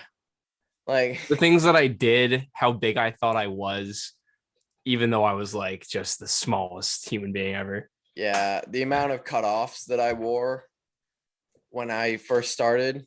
Yeah. If it helps, I also wore cutoffs. You still wear cutoffs. Not cutoffs. Oh, well, you still wear tanks. Things have really evolved. Versus cutoffs are very different. I don't know. They give off much different vibes. Like cutoffs, I will say, especially the ones that like come all the way down to like here. See it? Douchebag. I literally used to mine used to be cut like down to my hip. I remember. I feel like I've seen you wear them at Brockport. Yeah, I think I only wore them like a few times because right after that, I remember I used to kind of wear that like kind of into Brockport, but then I also remember that was also when I started covering up. I started covering up pretty hardcore when we got to Brockport, and I was like strictly just like training in sweatshirts and shit. Like I swear to God, everyone was training in like tanks and stuff, and then I was training in like sweatshirts. And then like I feel like slowly people started picking up on the sweatshirt like vibe and like the baggy tees and like shit like that. There were still like a few like, I vividly remember you training in tanks because I would see you and go, that dude's shredded. I remember towards the end of my semesters though, like towards the end of like the last couple semesters of the year, I wore them like once or twice on like a blue moon just to like because I had put on like a good amount, like a little bit of weight, so I like wanted to like see if I like actually did, and yeah, that was it. Now I just wear fucking garbage bags. True. Same shirt dresses. Yep, shirt dresses. That's me most days. Yeah, same. Yeah, All right. Much. I will say one thing that I can think of that was kind of embarrassing, I guess, right? So this was during the era of like protein and like me, like, like when you get those protein farts, right? Mm-hmm. Oh yeah, those protein farts. Mm-hmm. Oh yeah. So, sometimes you're in the gym. Squeak one out, sure. Tom's a little grumbly. Squeak one out. It's a little bit more powerful than you thought.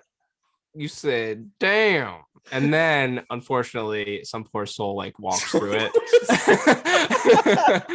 That has happened to me a couple times. And they're just like, Jesus.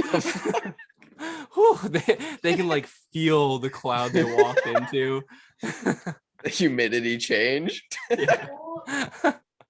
You start sweating a little bit. I got the hiccups now. Oh shit.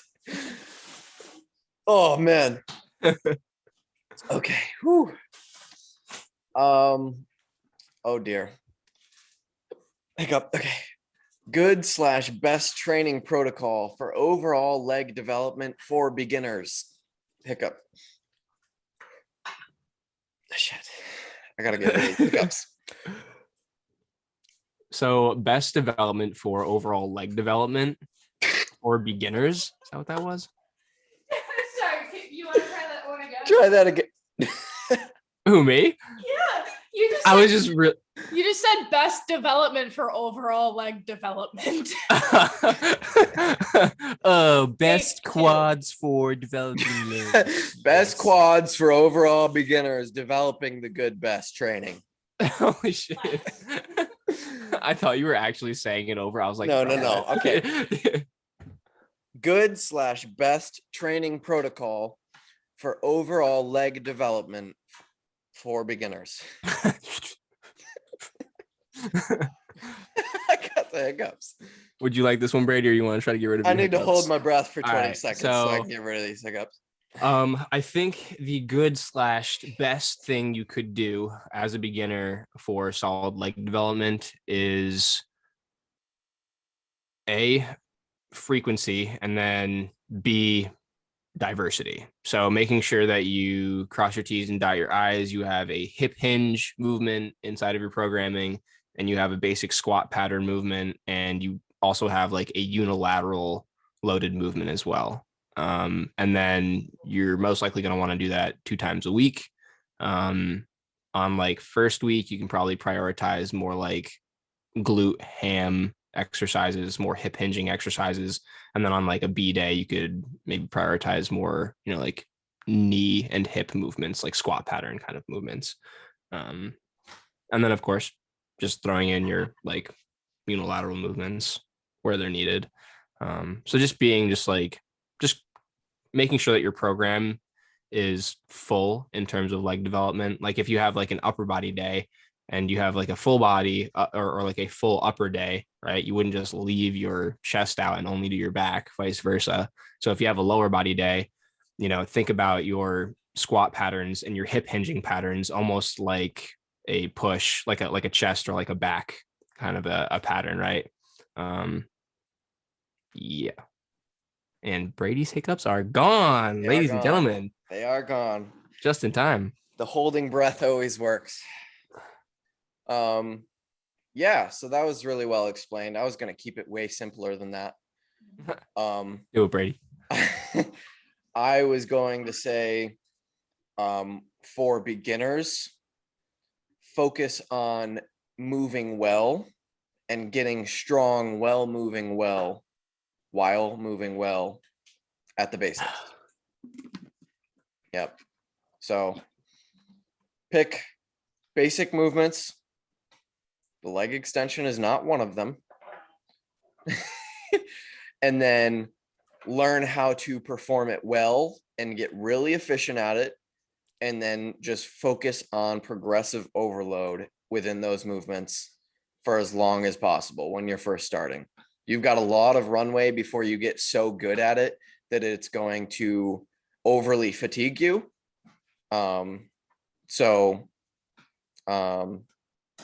Yeah, that's what I would go with.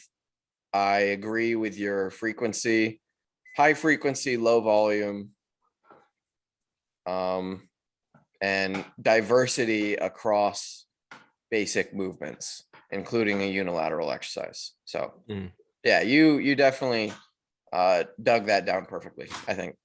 Word. And then Brady kind of icing on the cake, just making sure you do everything right.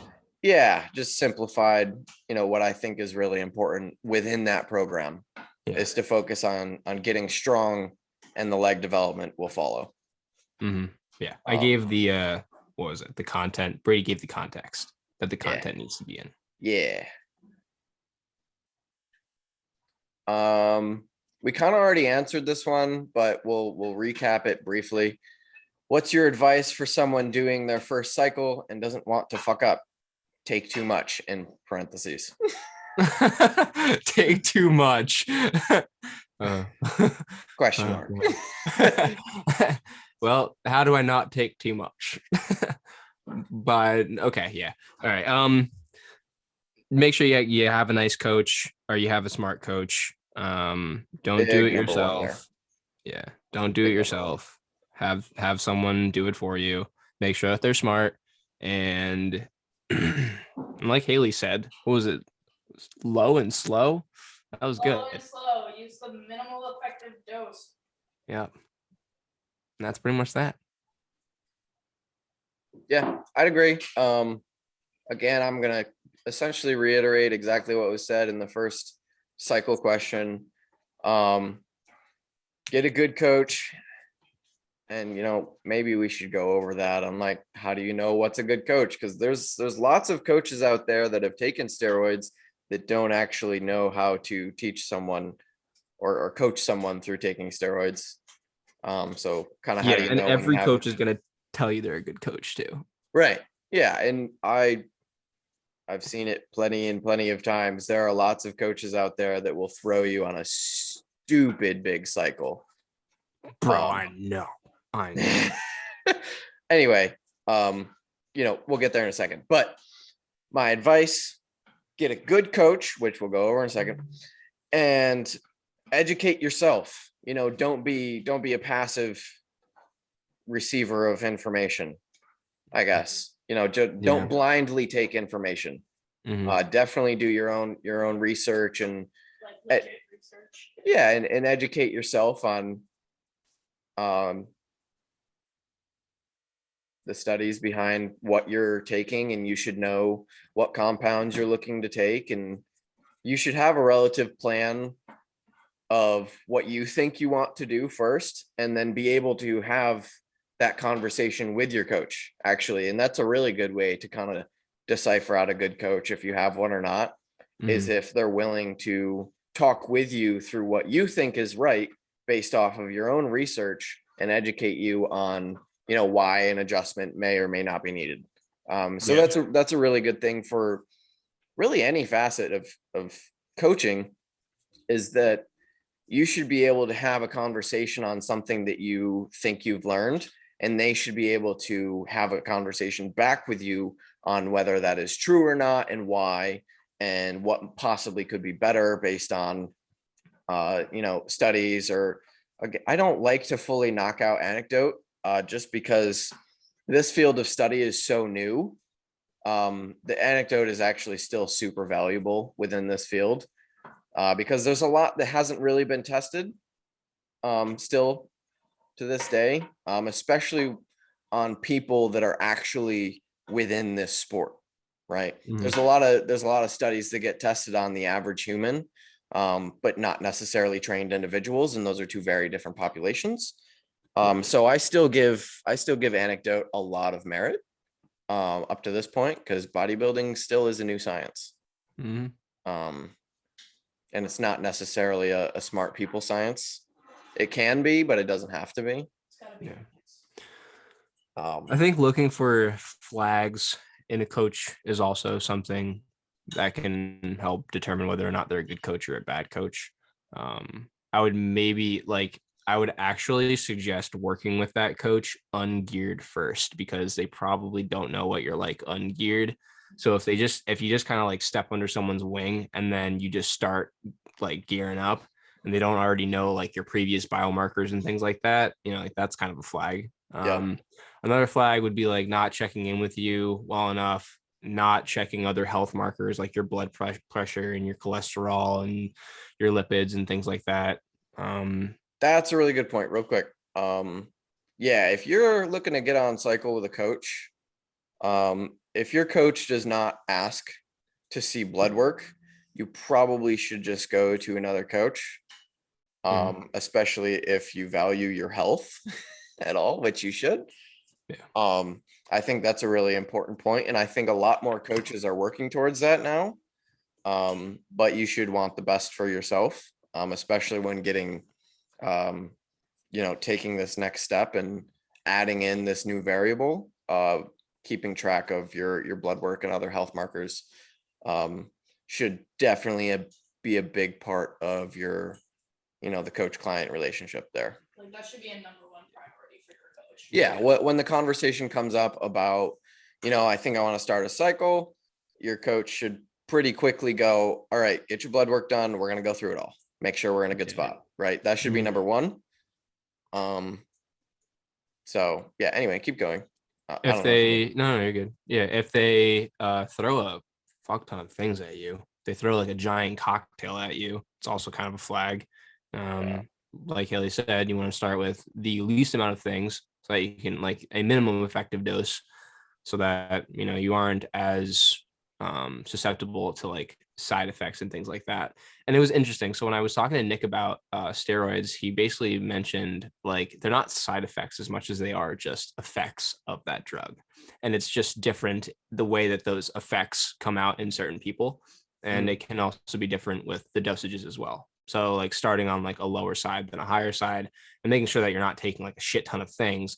Like I, unfortunately, I know people and I know coaches who have put their clients on like 6 different things and they still kind of look like doo-doo, unfortunately. Well, I think that's where we come back to the first question.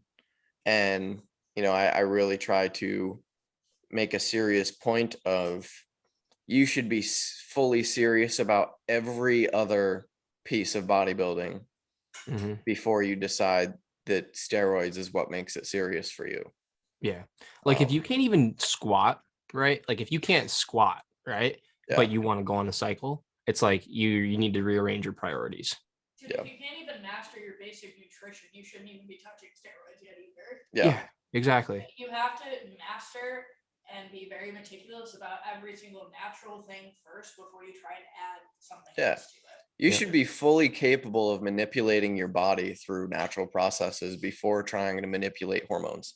It's also, it's the same thing as like using supplements. Like supplements aren't going to fix or do anything magical for you unless like you have everything else in check.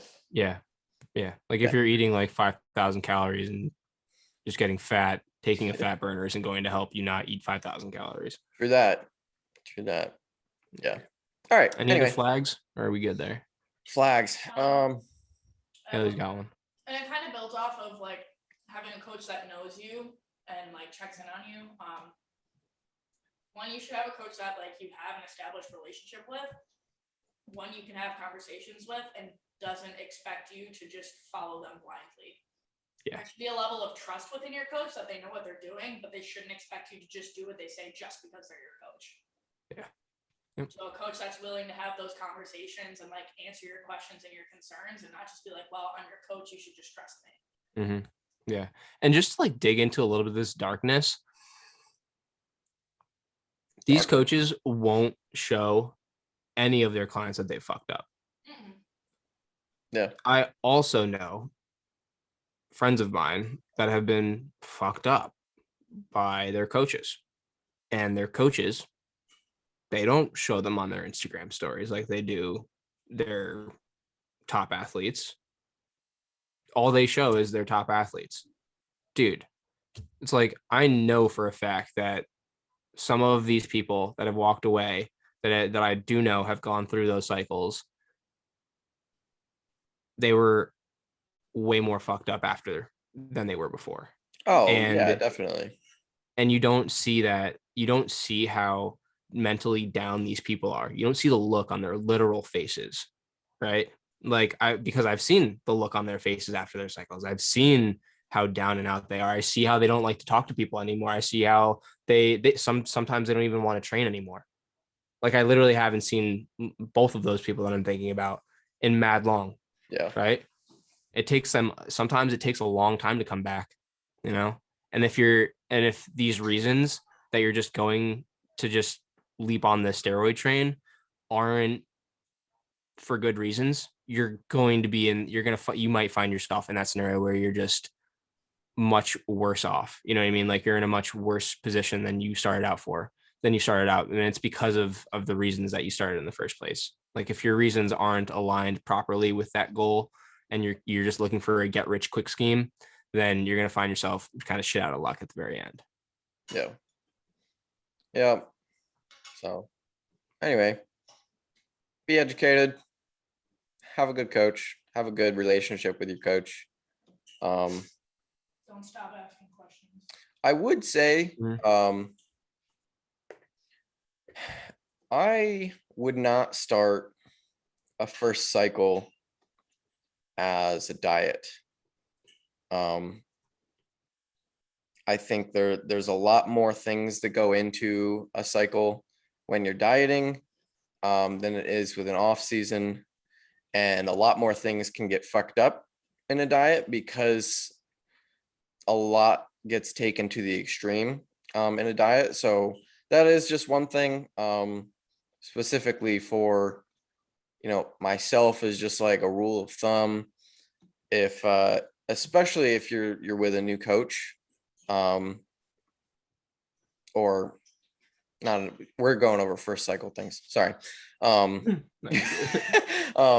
For your first cycle, I would definitely do it in an off season, because you're putting yourself in a position where you can really use the get the most out of the least strategy. And I think it's easier for people to follow that. Whereas when you're dieting, a lot of times you're using the steroids to try and help you get shredded, maintain whatever muscle you have. And that can become a slippery slope of trying to work different compounds in that are going to achieve different things. There's different compounds that are going to help you maintain fullness while also, getting really dry. And then, whereas with an off season, you can get a ton of benefit with just rocking test, right? You can do that first cycle that is so minimal and get a ton out of it because you're not trying to facilitate a bunch of different things at the same time. You're literally just trying to grow. So there's a lot less going on. So just kind of as my own advice, actually, I don't think I can legally call it advice. As my own thoughts. This is not advice. Yes. This is just my own perspective on it, based off of my own, research and conversations. Mm-hmm. Is to have your first cycle be in an off season. I just think there's too many things that can go wrong in a diet to start playing with that fucking that bag of worms. There's just too much that can go wrong. Mm-hmm. All right, moving on. Enough drugs. Away from steroids. Enough drugs. All right. What exercises did you do to build hamstrings? Ham curls. And RDLs. Yes. Yep. That's it. That's it. Do your ham curls, do your RDLs. Ham curls are very important. There's actually, I forget exactly which muscle within the hamstring it is, but it doesn't cross the hip. And so it doesn't actually get hit very well by doing a hinge. But to get into, a good contraction of the muscle and then stretch it, you need a ham curl to do it. So if you want to fully develop your hamstrings, You do actually need to do curls, ham curls. It might be the bicep femoris. One of them in there doesn't cross the hip, which is why it doesn't really get hit by a hinge very well. I'm trying to think of which one it is. Yeah, I don't remember. I mean, this is so sad because I love anatomy. Biceps femoris is just interchangeable with semitendinosus and semimembranosus. Biceps femoris is just like saying hamstring. No. I think, right? No. So bicep femoris is different than semiten and semimem. Yeah, they're different. Yeah. Okay. So then it's bicep femoris is just beneath it then? I can't. Maybe that's the one that doesn't cross the hip joint then. Yeah, I'm pretty sure it is. That one. Yeah, both the semis definitely do. So. Yeah. This is gonna bother me. Sorry. Yeah, because they attach onto the ischium. Right now. Sorry. Anyway, yeah, I'm pretty sure it's the bicep femoris that doesn't cross the hip. So the only way to fully take it through stretch and contracted, you need to do a ham curl. So those are important. And do a hinge movement. I think they're probably your biggest bang for buck in terms of hamstring development.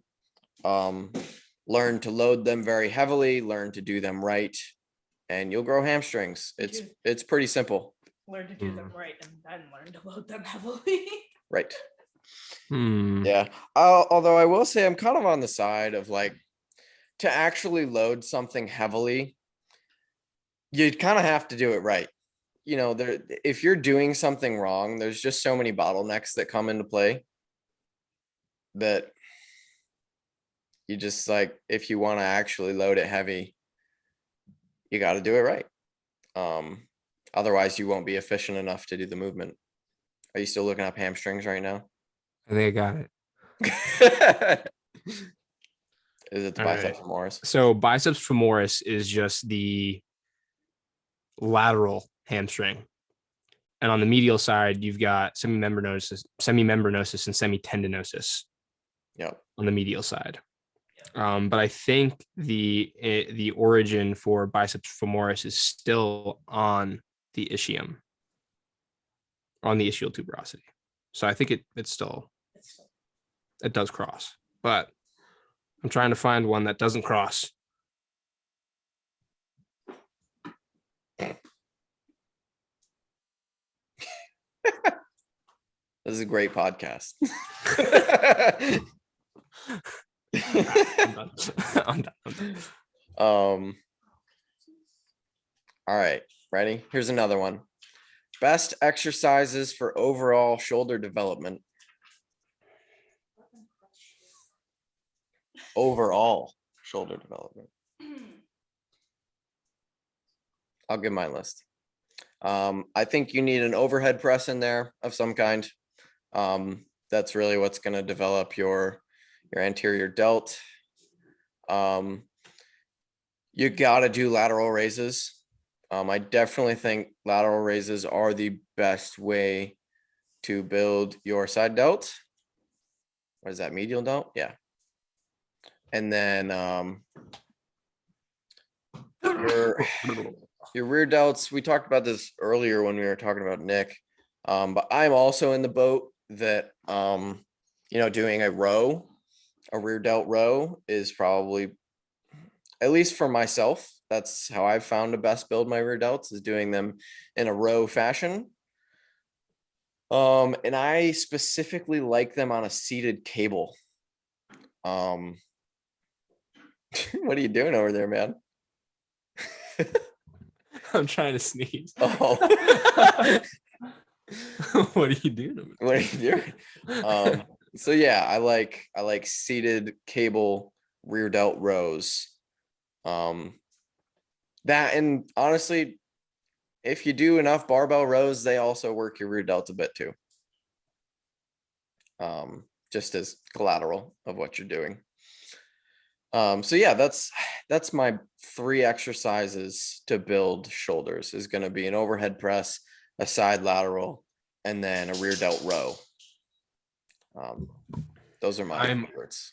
Also going to go with an overhead press, a side lateral. Did you say cable or dumbbell?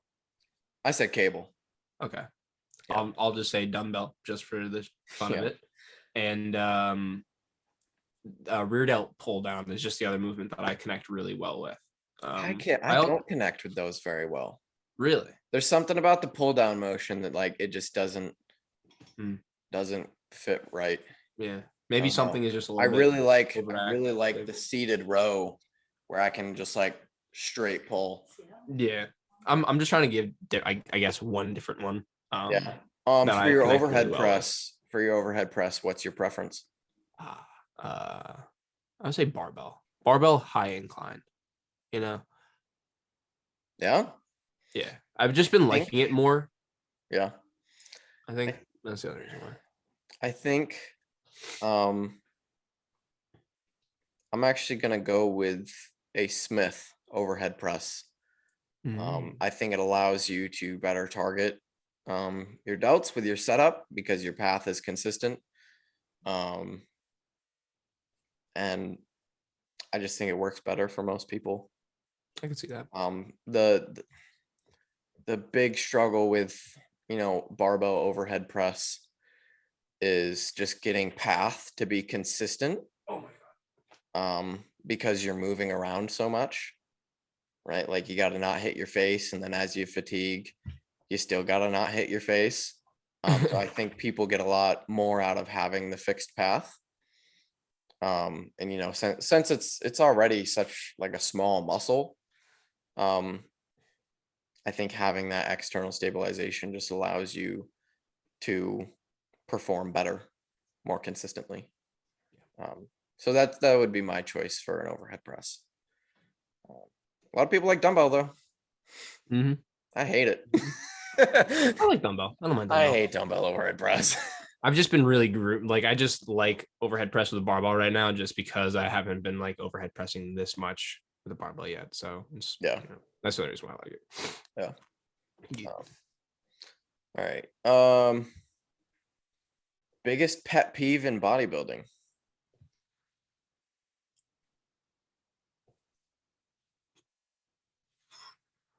The unfortunate know-it-alls. Yeah. That's like one of my biggest pet peeves, I guess. It's just people that think that they know it all. What if they do know it all?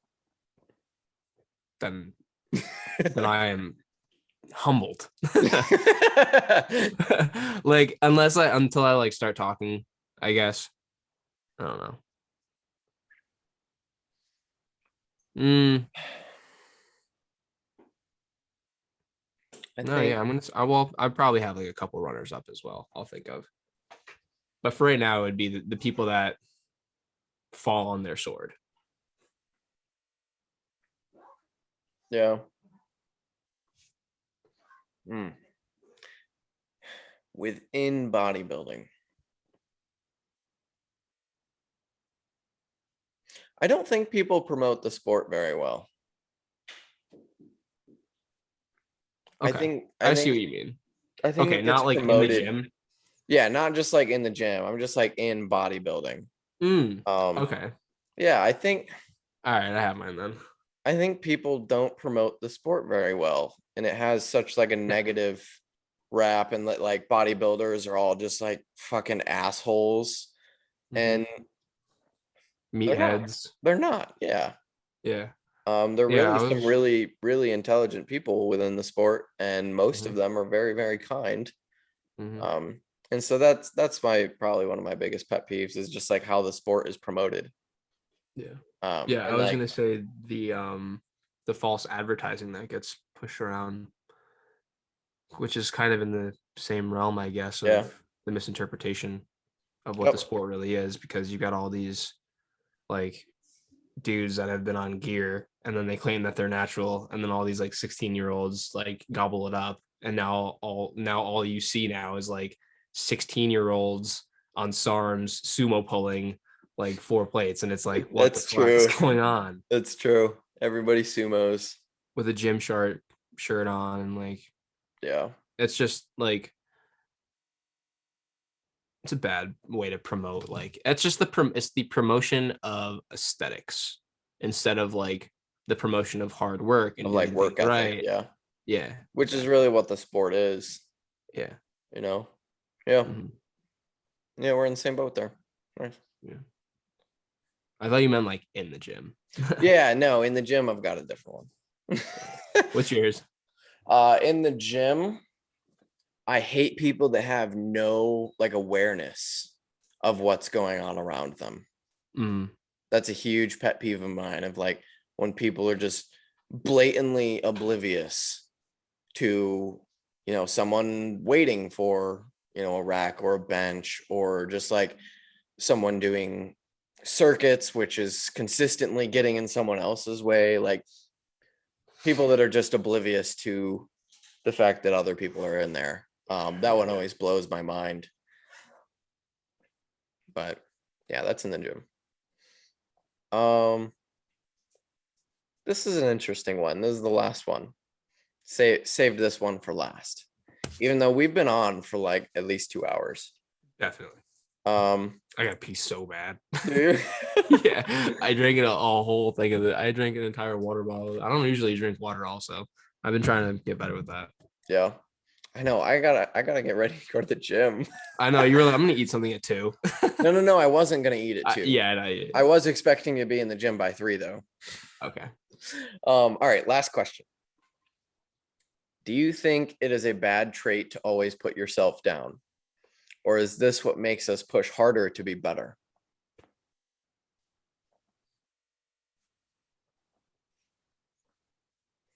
I think for some people, if you can handle it, it works for some people. It doesn't work for everyone. There are some people that let themselves really get the best of themselves, and that can be like detrimental to your progress the more they get in their head. But there are other people that hold themselves to a standard and they get upset when they fall below that standard, and they can use that energy and put it towards being better in future sets. It's a little bit different if you keep undermining yourself and you keep underperforming. I think it's like there's like a small difference between the person that can handle it and how it's being said. Yeah, I don't think it's a bad trait when it comes from like being humble, right? Like you just did something, but you're humble about it, and in your head you're like, well, I can be better. Yeah. That was good, but I can be better. It's not necessarily, it can be seen as putting yourself down, especially from like an outside perspective. Somebody's like, wow, you just did that. Like, that's amazing. And you're like, yeah, it's decent. But I know I can do more. I should be able to do more, right? Like it comes from being humble. I think that's what, drives people to continually search for more. But I 100% think you're right that if it comes from a place of like digging yourself down a rabbit hole of like lack of self-worth, then it's more harmful than helpful. Yeah, like saying, instead of saying I can be better, you say, why aren't I better? Yeah, like I'm not good enough. Yeah, there's like a super it's a frame fine line. It is. It's a fine line, and they're two completely different like frame of minds. Yeah, that's why I've been really about the whole speech thing and the way that I talk to myself. Like we've talked about this before, like the way that you self-talk and bring yourself through these sets. It's like very similar to if you want to make or break your set. How do you think about your set before you get into it? Do you think you're going to get buried, or are you confident when you approach it? It's like same thing here. Do you have that positive mindset? And like, even when you encounter something rough, do you say like, that was good, I gave it my all, I can be better? Or do you finish your set and, it's the same mentality of like, you can't control your outsides because now you're 100%. blaming other things instead of yourself. And you can't take, if you can't take blame for something, then you can't take control of it and fix it, Yep. Totally on board. Yeah. I think that's why I've just been trying to have fun in my sessions recently, to like kind of reset my self-talk a little bit and just like enjoy what I'm doing. Yeah. Like, this is fun. This is supposed to be fun. I should This is enjoy supposed to be fun. Like, you know, I'm supposed to like this. Yeah. And you know, and it's definitely been really nice. And, you know, with that, the sessions have gone really well. Yeah. You know, there's definitely something to be said for being in a positive mindset with your training. Yeah. Oh my God. Yeah. Training is so much better when you're positive about it. Yeah. 100%. Haley just hopped in the shower and I have to pee so bad. I also have to pee. All right. We'll wrap it up here because we've been on for a little while. I have no idea how long it's been. Me neither. I have no clue. But yeah, everybody, if you've made it this far, thank you. I hope you enjoyed the Q&A, and likely you were listening to this during cardio, because that seems to be when people listen to this. And I hope you crushed your cardio. You're awesome. All 2 hours of it. All 2 hours of your cardio. and you know, we'll get back together and chat again next week with whatever things we have to talk about then. On the Weekly Anabolic. On the Weekly Anabolic. Subscribe, hit the like button, and leave a comment saying that you too can be awesome. I don't know. Later.